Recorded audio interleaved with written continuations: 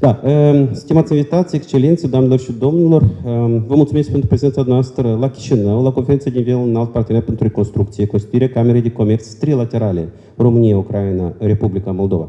Astăzi, la Digital,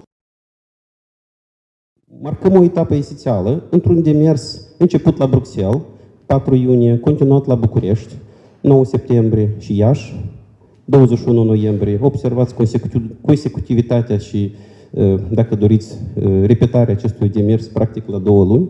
Încercăm nemțește să avem acest tact păstrat și nivel ridicat. Și consolidat acum, aici, sub egida Alianței Eurodeputaților din Europa de Est și cu sprijinul IDEP Moldova.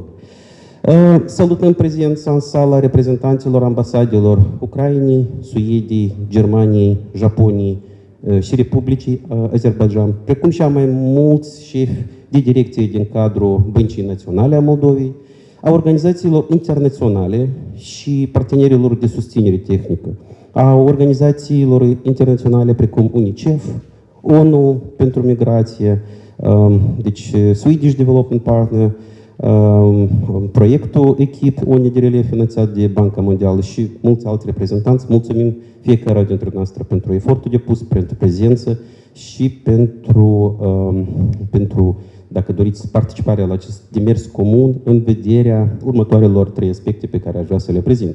Evenimentul nostru are 3 obiective clare și concrete. Primul, colectarea de idei și propuneri pentru Cartea Albă, AMERU, Chișinău 2026, reconstrucția Ucrainei.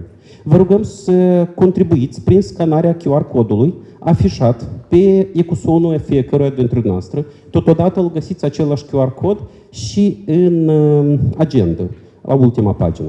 Vă rugăm mult să scanați acest QR cod și să veniți cu până la 3 propuneri concrete pentru acest demers. Vorbim de 25 de cuvinte. Codul va fi valabil doar pe parcursul conferinței și un pic după aceasta.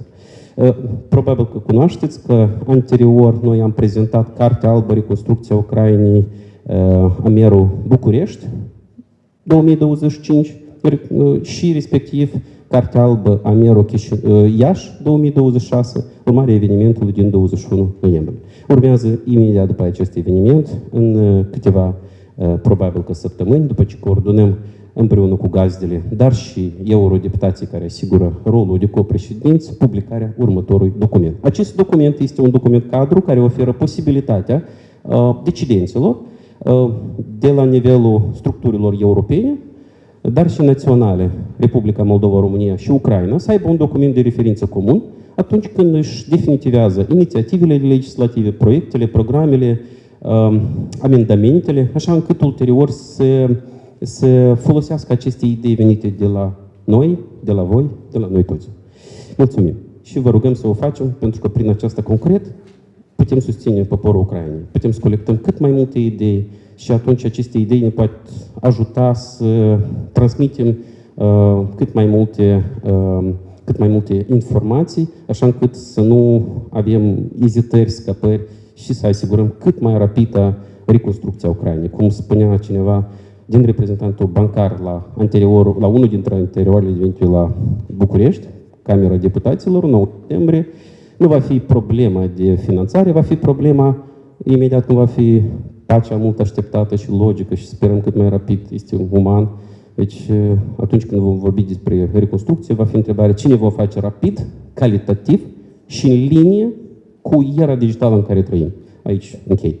Al doilea mare obiectiv pe care ne propunem, tot în mapele participanților, aveți spre atenția noastră, în vederea propunerii spre aprobare, scrisoarea de susținere a demersului sub egida Alianței Eurodeputaților din Europa de Est pentru reconstrucția Ucrainei, deja semnat anterior, apropo, reamintesc, cu circa 400 de instituții din România, Republica Moldova și Ucraina la nivel european, în Parlamentul European, Bruxelles, 100 de instituții, București, 150 de instituții, Iași, 150 de instituții, deci avem circa 400 de instituții susținătoare deja de la nivel european, București, deci România, și Iași, practic, este Republica Moldova.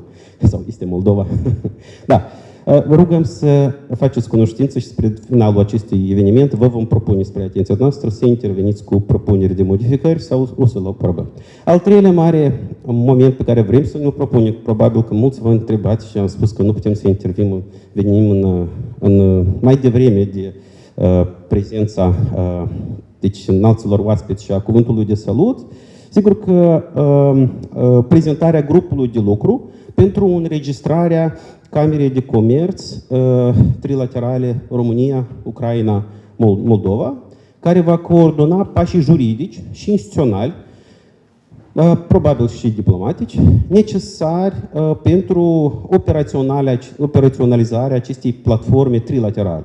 Această inițiativă reflectă un angajament trilateral ferm, echivalent cu un plan Marshall al secolului 21 pentru reconstrucția Ucrainei, dacă doriți, sau am vrea să ajutăm ca acest lucru să fie cât mai rapid și să ia în considerație toți factorii și să implice toate părțile implicate. Dacă doriți, este o inițiativă de jos în sus, care a fost discutată la toate nivelele, începând cu Bruxelles, încă o dată repet, București, Iași, acum este în Chișinău și domnul Eduard Digur a și informat publicul larg că vom continua și în Ucraina, probabil că am întrebare venită de la mai mulți.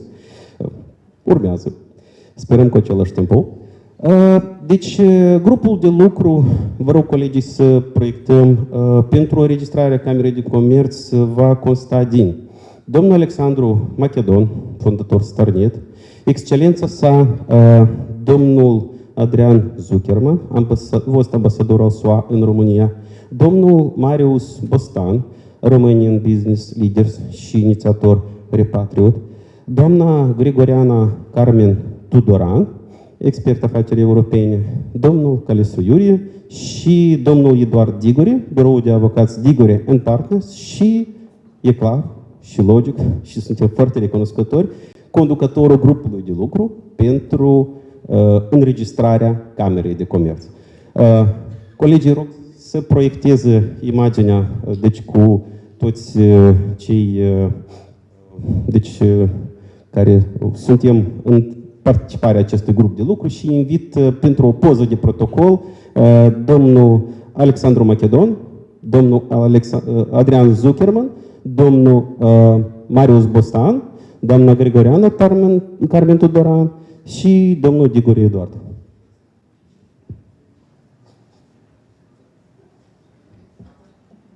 Vă rugăm să veniți aici în față pentru o poză comună. Grigoriana? Colega? Da, vă rugăm, doamna Grigoriana.